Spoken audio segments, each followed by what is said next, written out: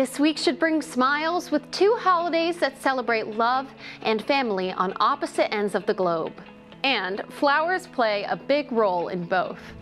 From McLennan Park to Spy Pond, from Poets Corner to the Mystic River, we have Arlington covered. We're your neighbors, a friend you can turn to. This is ACMi News. Hello, Arlington. Welcome to ACMi News. I'm Isabella Turst. The pandemic has put many heartwarming traditions on hold this year, but this Valentine's Day could be the perfect chance to bring some sweetness back into our lives by shopping locally.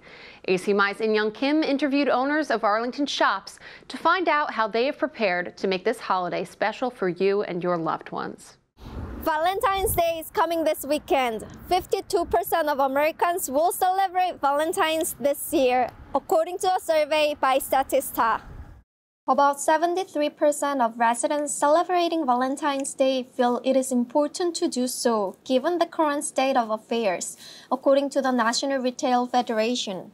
ACMi visited a couple of local stores to see how they are preparing for a sweet Valentine's Day. Cookie Time Bakery, a takeout cookie shop for almost 30 years, prepared special cookies for Valentine's week. So we love to do anything in a heart shape and anything with some lovely colors. And of course, treats for Valentine's Day are the perfect gift. Cookie Time Bakery was impacted by COVID-19 and the owner had to lay off some of the workers, but she eventually brought all the staff back. This year's Valentine's Day will be somewhat different from last year. And we had people picked up outside, no one even came in the store. We know sales will be down some, a lot of times people will bring Valentines to school or to meetings or to work, and there's less of that this year. But still, love is, 365 days a year. People want to show a little love, and especially this year, I think we're going to have a nice turnout of people that want to give a little treat. Arlington Bakery, which sells Greek pastries, is preparing special-shaped cakes. So this year for Valentine's Day, I'm getting ready to make heart-shaped cakes. I have baklava cheesecakes, which are probably one of my most popular items. And I also brought in some Valentine's gummy bears, Valentine's treats. Even though the bakery faced difficulties due to COVID-19, it was able to overcome them thanks to the community. I did furlough my employees, and now they only come in as needed basis.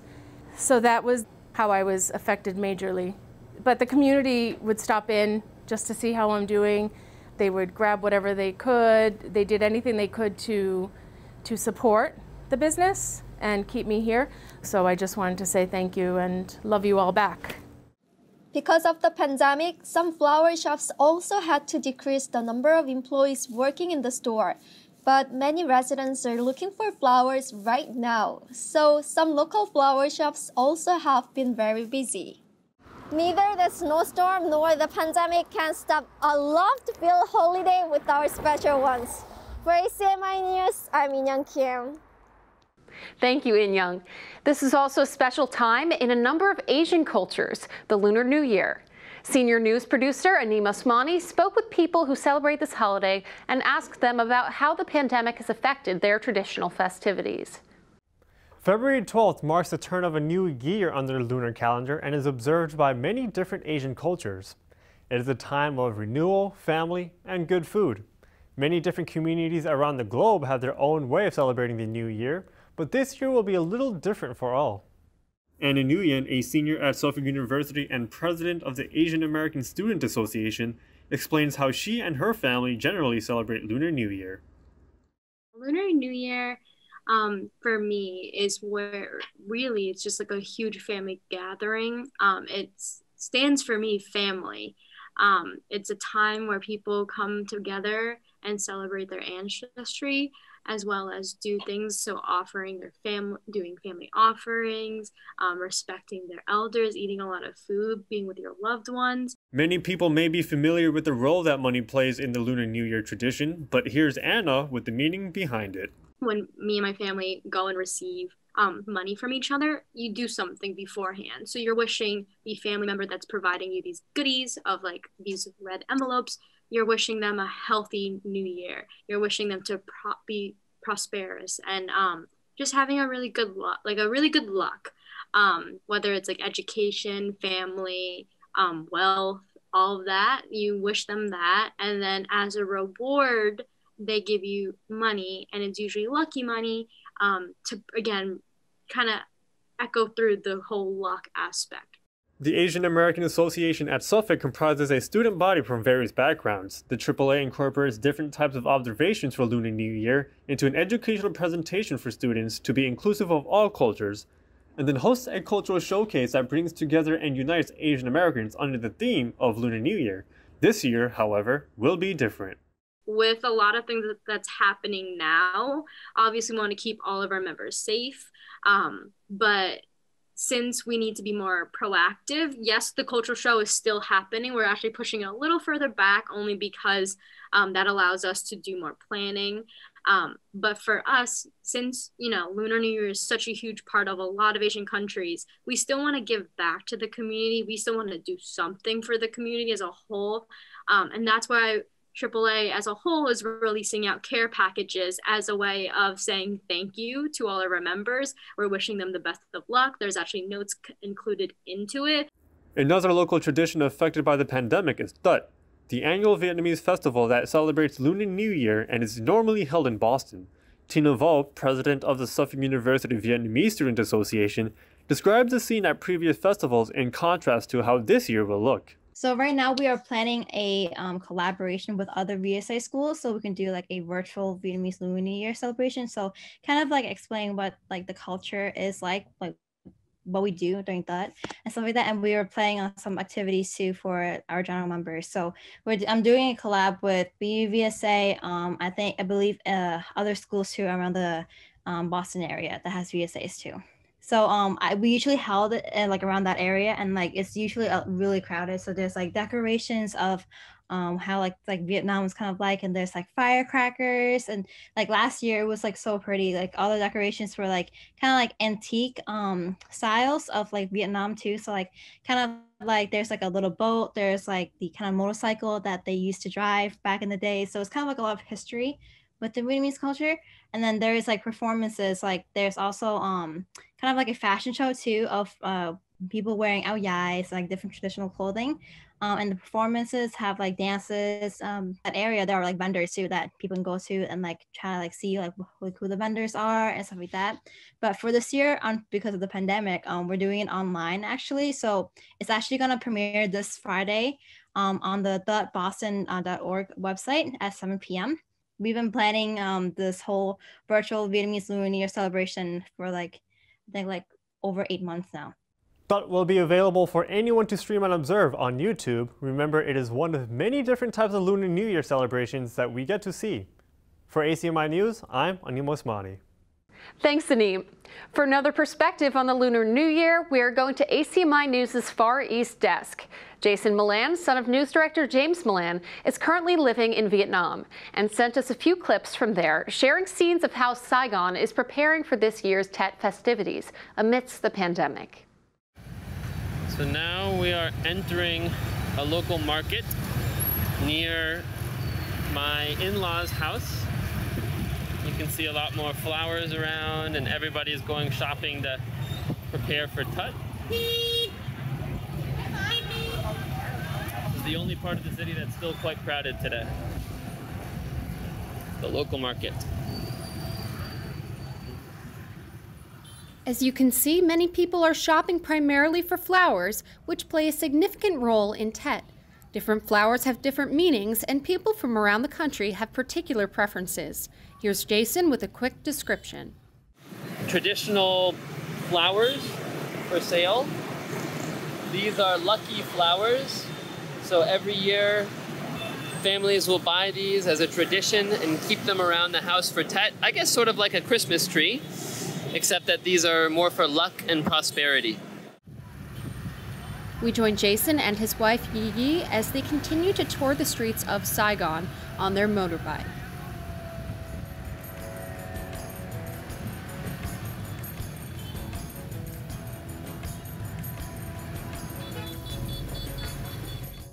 So here are some of those same plants that we saw before. Lining the doorways, bringing prosperity and good luck. And finally, a traditional exchange of blessings between Jason, his wife, and her family. Here, the young couple receives lucky money and blessings from Yi's mother. Đau buồn hay là cái gì cũng vậy, mình cũng phải chia sẻ. Vui buồn cũng phải nói với nhau, chứ không có để trong lòng. Hiểu mẹ nói không con? She wished like that on the next year, like I have to become a very good wife, even taking care of the family, making sure that everything is right. I don't know, right, wrong, not wrong, but. Well, I think you're already a great wife, but I appreciate it. I also heard her say that we should stay safe and make the right decisions and have a good life.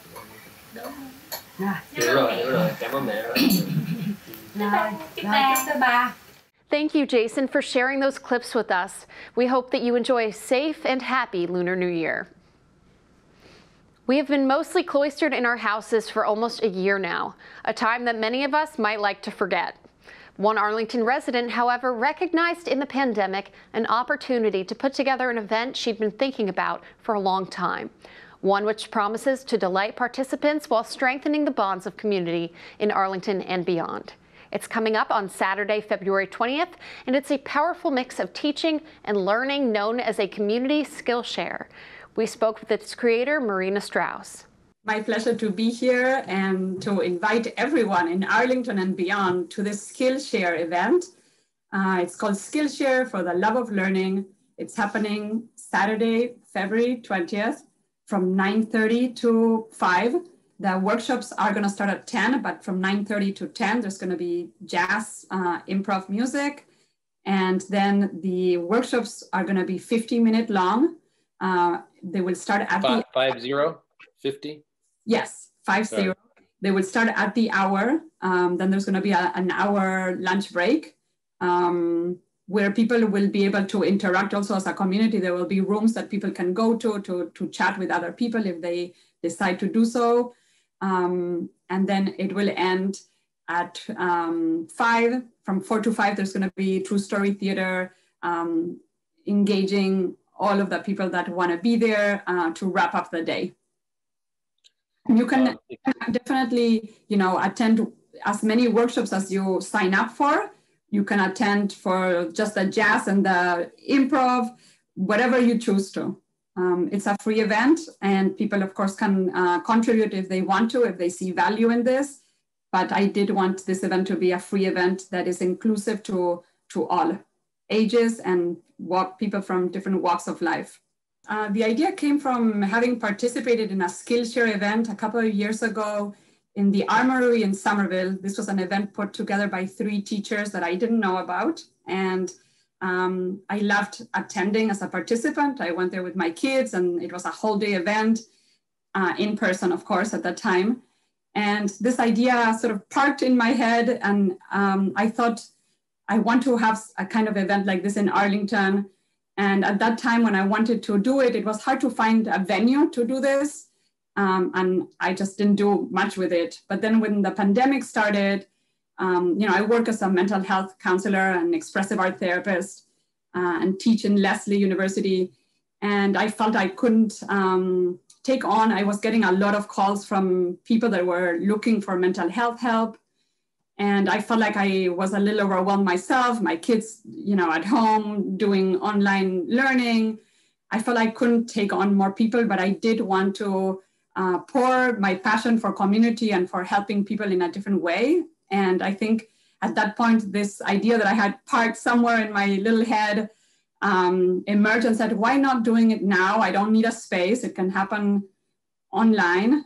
And that's when I decided to continue with this idea and invite everybody. I put some posts on the Arlington list, on Facebook, inviting people. And then I also invited personal friends, neighbors to participate. And I have 27 people that are going to be doing workshops and sharing their skills. totally see this event continuing, because I had people say, oh, I'm not able to volunteer this time, but I would love to be part of this, or even participants that have things that they have to do that day that can't join, and they've been asking, oh, will this be something that gets repeated? I think there's value in sharing what we're best at, whether it's from a professional point of view or from like a hobby. I think there's value in gathering as a community, whether it's in person or online. I think that speaks to, you know, the resiliency that I want to cultivate for myself and for those around me in this time. And I could totally see that this is an event that could potentially become a yearly event. That sounds like such a fun event. We all need something to do during the pandemic. So, in other news, Select Board member Joe Curo had previously stated that he would not seek re-election this year.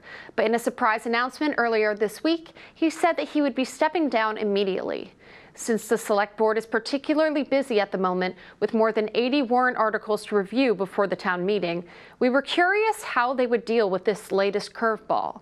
ACMi News Director James Bland asked Town Manager Adam Chapdelaine about it during their weekly conversation. And here's what he had to say.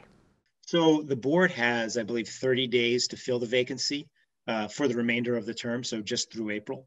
And my understanding is that the board will, at its next meeting, contemplate appointing someone to the role. I know this has happened quite a few times in the past few years, and depending on the duration of the term to be filled, I know the board has had a varying process. This is a very short term, and it's a critical term because we need to have a full board to start doing warrant article hearings for town meeting. So I think they're going to move fast and try to make an appointment at the next meeting and have someone serve at that actual next select board meeting.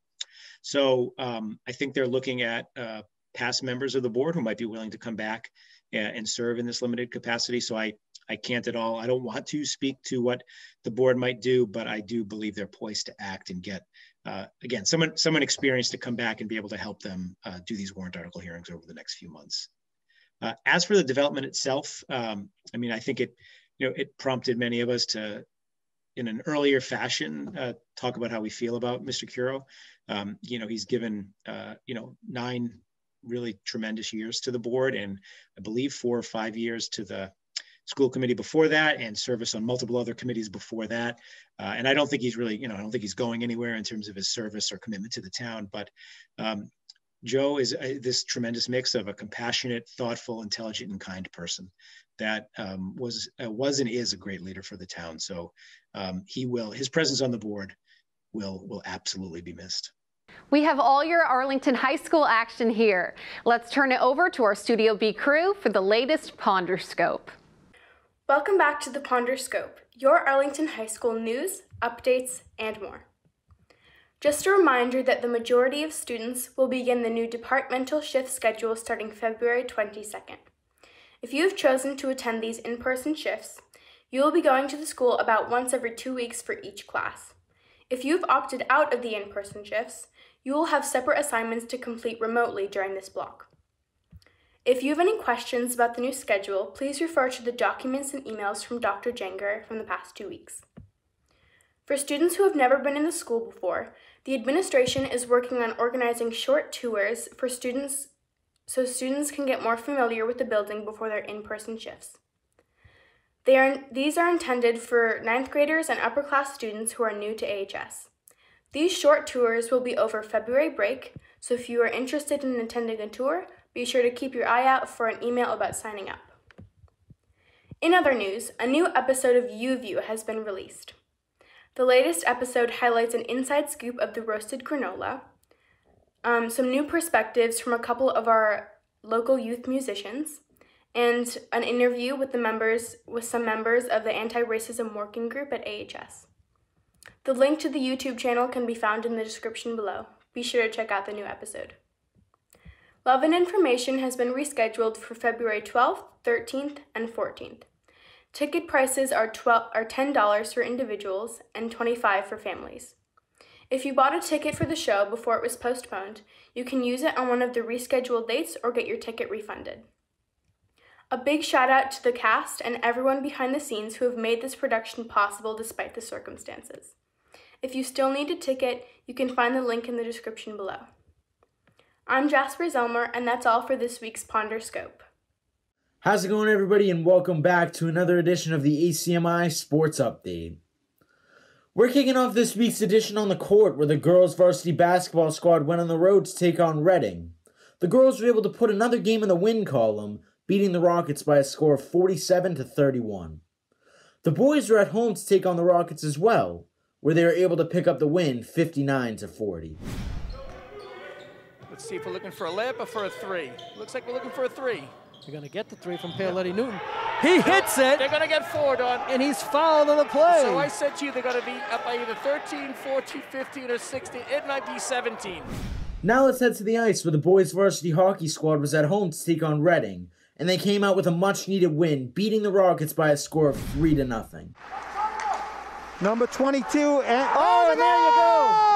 Sadowski drops one back to Dominic Leosa, who fired one from the point, and I don't think anybody had a chance on that. That went back of the bar and down. The girls on the ice were on the road this past week to take on Reading, where they kept their undefeated season going, beating the Rockets by a score of 5-1. Now with all this week's action behind us, let's look ahead to next week's matchups. Girls hockey is on the road this Saturday to take on Belmont at 1:30, and then they wrap up their regular season at home on Monday versus Belmont at 6. Boys hockey is at home this Saturday to take on Belmont at 12:50, and then they head to Belmont on Monday for an afternoon matchup at 1:30. Girls basketball is on the road on Saturday to take on Belmont at 1:30, and then they return home on Monday to play the Marauders at 1.